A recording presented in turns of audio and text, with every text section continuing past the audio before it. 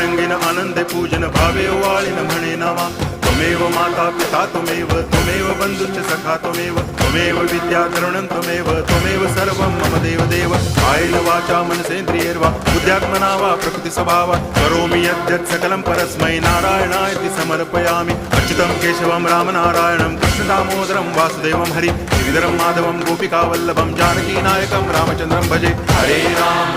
Ram